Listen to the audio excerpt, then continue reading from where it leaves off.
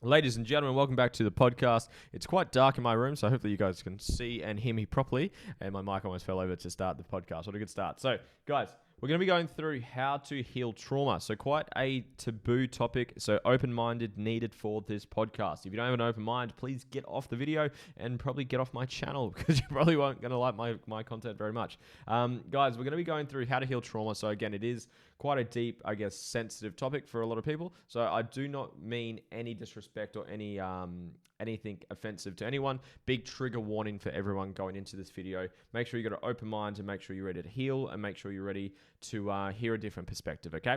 So with that being said, if you haven't already, guys, I want to make a deal with you. Like, comment, subscribe to the channel if you haven't already. It allows me to reach more people, help more people, and share my gift with the world. So if you haven't already liked this video, please do so in 3, 2, 1, and we're going to rip into this video. Okay, guys, so first things first. The way that really hit home for me, it's from a book. It's actually behind me if you're watching this video with me. You can see behind me, it's the book in the middle. It's You're Not Broken by Dr. Sarah Woodhouse, I believe. And the way she puts it really resonates with me. Trauma is unprocessed memories. I'm going to repeat that. Trauma is unprocessed memories. So it's something that you've gone through, you haven't processed it yet, and it's bottled inside you. And it's going to trigger you. And there's three main parts of a trauma that I want to really get clear on this video before we go through how to heal it. So there's three parts. There's one, which is the trauma or the traumatic event itself. And those events, they come from, signs of trauma or common themes of what happens in traumatic events is high levels of feeling unsafe, feeling threatened, or feeling overwhelmed. So kind of danger, right? Because it's dangerous, you feel unsafe, you feel overwhelmed. That's general signs of when a trauma or traumatic event can happen. But you must keep in mind that two people can go through the exact same event, the exact same stimulus, the exact same experience, and only one person could create a traumatic response out of that, because there's three parts which I'm going to go through. Number one is the trauma itself. Number two is the traumatic reaction. So what do you do when that trauma occurred? So you might say, for example, you witness your mum and dad have a physical fight, and that makes you feel very overwhelmed, very unsafe, very threatened, and then your reaction is you might disassociate. So you might isolate yourself, cut off. You might have a experience where you're physically leaving your body, so your body goes numb, or you might get anxious, or you might get stressed, or you might get angry, or you might turn to, depending on how old you are, might be turn into drugs, turn into video games. That's something that I did. I would divert to that to distract me from what was going on in my childhood. So you've got trauma, the event itself. You've got traumatic reactions, and there's so many different versions of it. There's drinking, there's alcohol, same thing. There's drug, there's shopping, there's social media, there's partying, eating food. Binge eating is a very, very, very common one. It could be something that could be actually be deemed as healthy, like going to the gym. I know people who their traumatic reaction is to go train, and that might seem like a healthy reaction to do, which it is compared to other things. But if you're doing it because you're getting triggered from trauma, then it's maybe something you want to look at, right? Because you don't want your motivation source to be trauma. It's probably something you want to work on to heal through that, so you do things out of inspiration, not just desperation. So I'm going to rehash a couple times. Number one, trauma. So what's the event itself where you felt overwhelmed, you felt helpless, you felt threatened, you felt, threatened is the word I'm looking for. So what is the event itself? Then the reaction. What do you do when that happens? What do you divert to or default to? Is it anxiety? Is it stress? Is it anger? Is it disassociation? Is it drugs? Is it drinking? Is it shopping? Is it going to the gym? Is it overthinking? What is your reaction to that? And then thirdly, you have the trigger. So a trigger is what triggers the reaction, which is coming from the trauma. I'll use a basic example. Say you got attacked by a dog when you were younger. So you felt really, obviously, overwhelmed, threatened, and helpless when you were younger. And then your reaction is you get really anxious and overwhelmed and you hyperventilate. And then the trigger is you see a dog in person and you don't like dogs, okay? So the trigger triggers the reaction, which comes from the trauma. So those are the three things I want you to really understand. So this is something I teach to my students and my clients, is you want to understand that your triggers are your gifts, because the trigger reveals where the trauma is. Because there's an awesome saying, there's a book on this as well. The body never forgets the score, because you will sometimes, because the ego and the mind wants to block out painful events from you, is that you will have pain or trauma in your upbringing that you will forget. It's called buried trauma. Again, these are all from these books. These books are fantastic. Dive into them if you want to.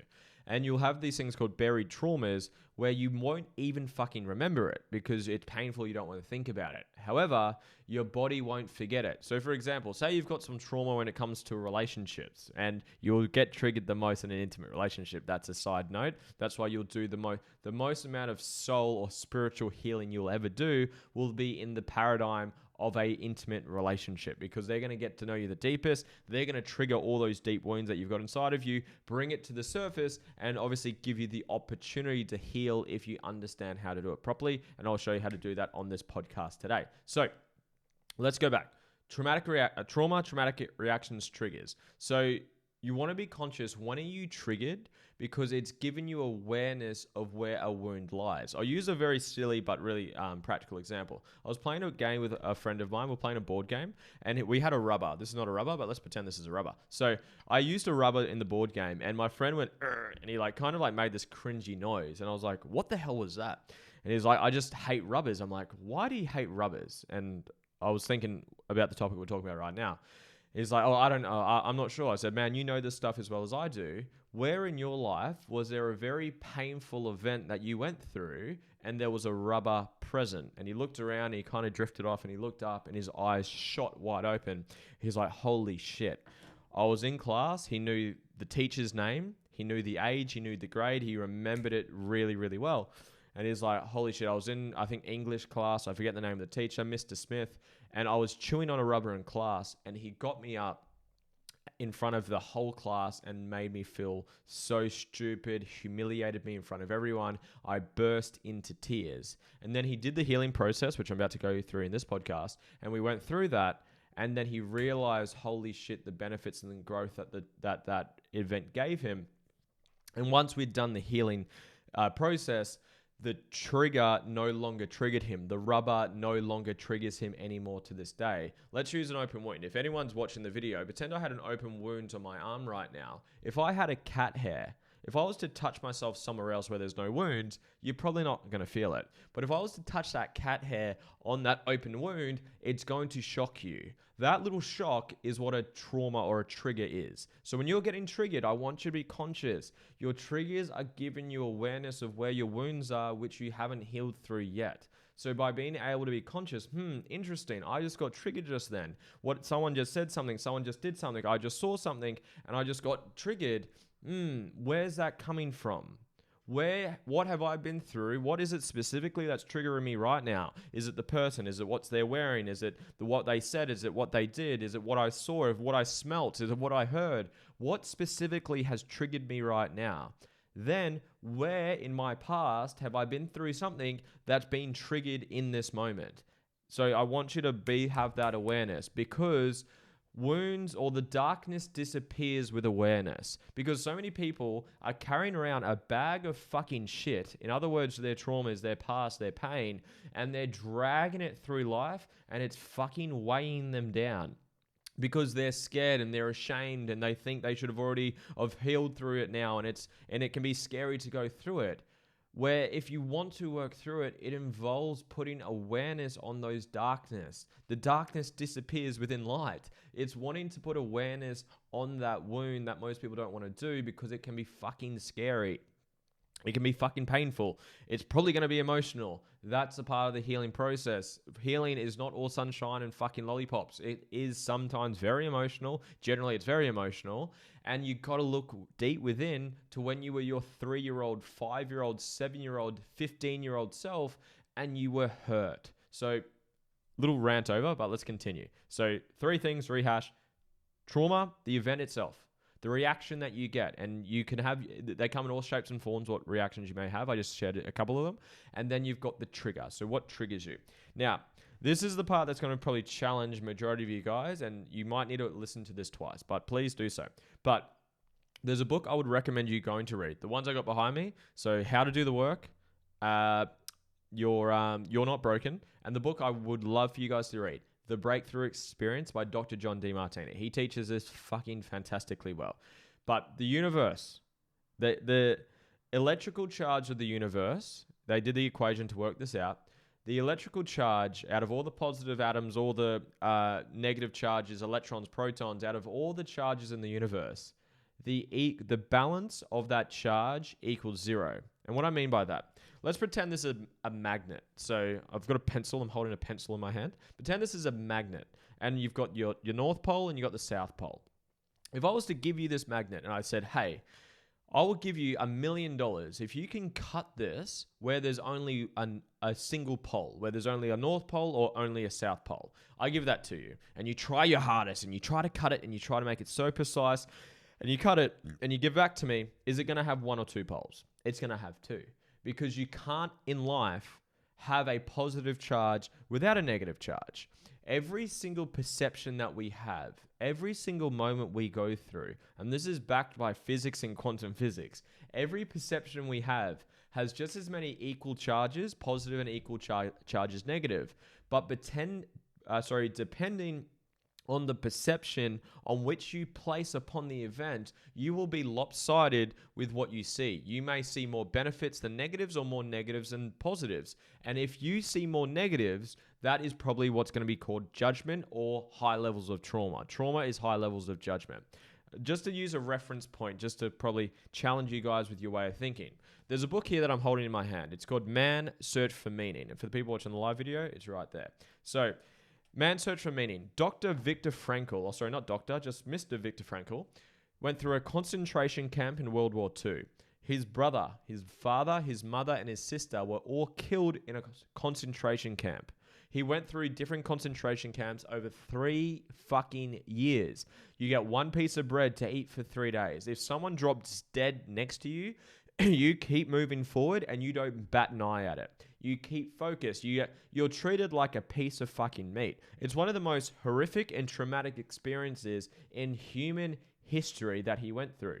And he came through that on the other side with gratitude, meaning, purpose, inspiration to give back to the world. Because he decided what it is that he went through. He decided what it meant. He was able to see the blessings within the chaos, the growth to the pain, because there are no such thing as one-sided events in life. There's no such thing as only good, no bad, only bad, no good. We have both. You can't have one without the other. You can't experience happiness without sadness. You can't experience up without down.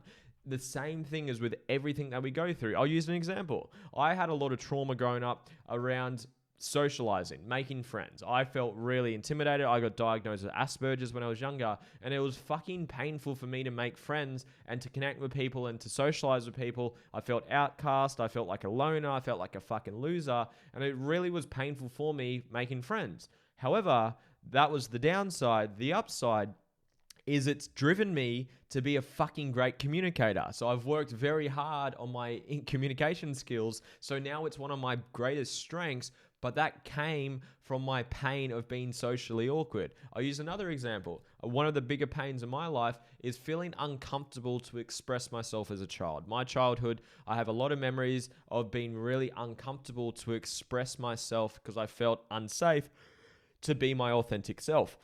And that came from my relationship with my parents, my upbringing as a whole. I won't dive too deep into that today. But that was a really big pain point for me, feeling so uncomfortable to express myself. So I really suppressed myself, beat myself up, lacked confidence growing up. That has given me a fucking sixth sense of being conscious of how other people feel. You know, when you meet someone, you can tell someone's a little bit off. I'm hyper fucking aware of that. It's one of my greatest gifts. But that gift came from the pain of not having it myself. So I want you, these are just a couple examples, but you can use this for anything that you've fucking been through. If you've been through something painful and there's judgment there and you haven't healed through it, it's because you're not seeing how it's serving you. And I know there's going to be people watching this or listening to this right now, but you don't understand. I was fucking sexually assaulted. I was abused. I was raped. I was taken advantage of. I was abandoned. I'll use abandonment. I'll use that. I worked with a client quite recently with this. This woman, I won't use her name, fucking strong, independent business owner, very strong woman, in a single parent. She's such a fucking inspiration in my eyes. And she was getting triggered and she was dating someone. This was one of my one-on-one clients. And she was getting really triggered in her intimate relationship. And I was like, okay, well, let's go through it. What specifically is triggering you? He didn't show up or he didn't do something and she felt really abandoned. I said, okay, well, tell me, was there pain in your upbringing around abandonment? And she just broke down into tears. And she's like, yes, it was one of my biggest pain points. My parents, they weren't there for me. I felt abandoned. I felt isolated, et cetera, et cetera, et cetera. I said, okay, well, let me ask you, what's the benefit of you being abandoned? And she couldn't answer the question. And that's why it was a trauma. She saw all negatives, no positives, or other way around, or all negatives, no positives. That's all she saw. So I challenged her. I asked her the questions. What specifically was triggering you? What specifically was traumatic to you? It was the abandonment. So what specifically is the benefit of being abandoned? And it took her a while. Started looking. I started asking her questions. Does a bird ever learn to fly if it doesn't get kicked out of the nest? I asked a question. I said, what's one of your greatest strengths to who you are today as a businesswoman, as a single parent, as the strong person you are today? She's like, oh, my independence and my strength. I said, where the fuck do you think that came from? And the penny started to drop. The needle started to move. She started to see how her pain gave her the growth of what she has today. And you can apply this to any fucking event that you've been through. You can apply it to the abuse. You can apply it to the assault. You can apply it to the abandonment. You can apply it to the manipulation, the cheating, whatever it may be. It's given you something. It's given you strength. It's given you awareness. It's given you gifts. It's given you skills. It's shaped you into who you are today.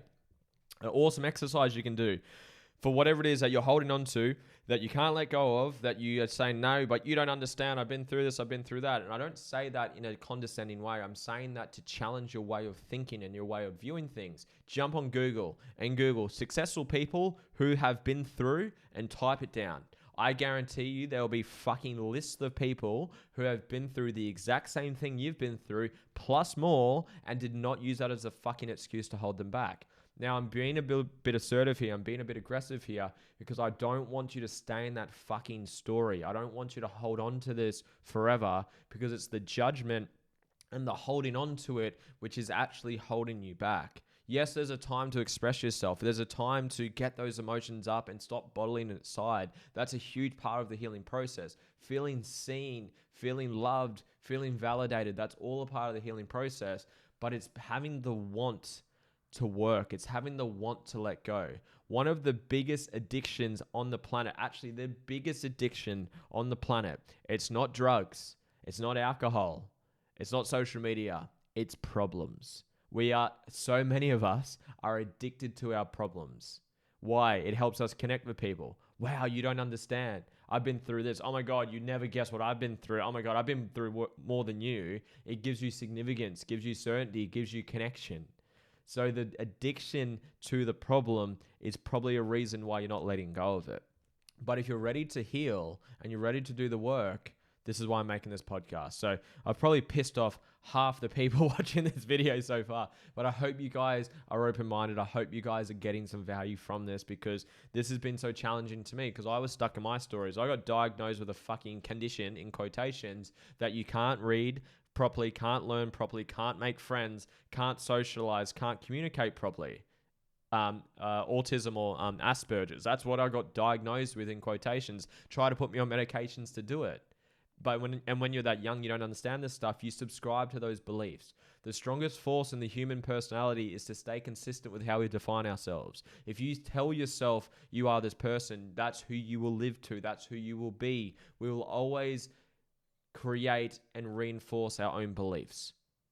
Okay, I'm going to keep moving on because I haven't actually finished it. So the exercise that I want you to do is I want you to get clear on what specifically is triggering you Where's the event? And you might know the trauma that you're referring to. You might have been assaulted, might have been abused, might have been abandoned, might have been...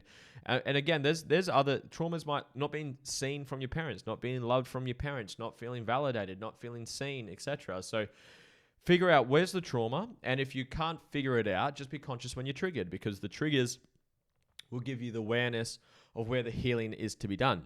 So be conscious when you're triggered.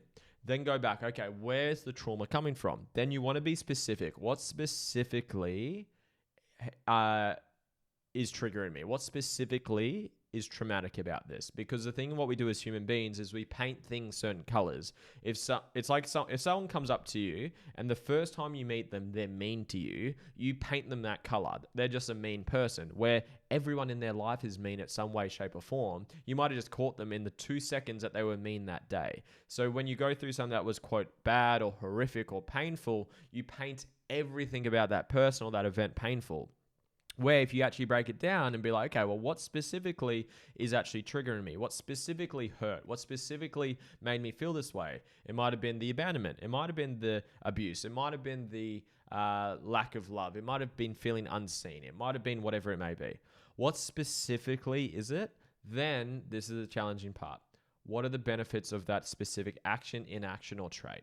What's the benefits of being abandoned? What's the benefits of being assaulted? What's the benefits of being XYZ? Does it give you strength? Does it give you purpose to give back to others? Does it teach you skills of how to communicate? Does it give you the ability, because you've gone through it yourself, you've got the ability to connect with other people and relate to other people to help people who are going through the same thing? The benefits are there. You got to look for it. But most people aren't willing to look or be held accountable to look. This process can take fucking 5 hours. That's what healing is. Some people think you do one meditation and you just wake up, you're a Buddha and you're whatever. That's not the case. You want to look for it, okay? What are the benefits to it? How it's serving you? What are the lessons that it's taught you? What strength has it given you? And a good question to ask, what's the benefit of that benefit? What's the benefit of that benefit? And you want to keep listening until that magnet or that pendulum that I used to use pendulums quite frequently is balanced, where you can see just as many upsides as you can downsides, and it's not lopsided. Until you can say you're grateful for it, because gratitude and love is the synthesis and synchronicity or complementary opposites. What that means is it's seen as many upsides as there are downsides, and completely loving that person in that event and that situation. It's your partner. Think about your intimate partner right now. If you truly love them, not puppy love, not infatuation, true love is seeing their downsides and seeing their upsides and loving them for exactly who they are. Infatuation, when you're like pedestaling people, or you've got your rose-colored glasses on and you're just infatuated with someone and you're pedestaling them, that's not fucking love. That's elation. That's a big difference between that and real love. So until you can say you're grateful and you can love this person, and it doesn't mean go hang out with this person, but you can love them for what it is that happened and exactly what it is that they did, you haven't let go of it. And that trauma, just like the open wound, will continue to trigger you. And ironically, you will keep attracting people into your life to trigger that wound in you until you heal through it. That's the fucking catch-22. You can heal yourself, or the universe will do it for you, but until you learn the lesson will continue to repeat itself. I'll say that again. Please listen to what I just said. Until you learn the lesson will continue to repeat itself. Have you ever got into a relationship before? They treated you like shit, then it ended up ending, etc. And then you attract your next partner who does the same fucking thing, because you didn't learn what that first partner was there to teach you. Teach you boundaries, teach you self-worth, teach you communication, teach you how to pick the right partner. So you continue to repeat it. So until you heal through that wound, heal through whatever's triggering you, you will continue to attract people who continue to trigger you.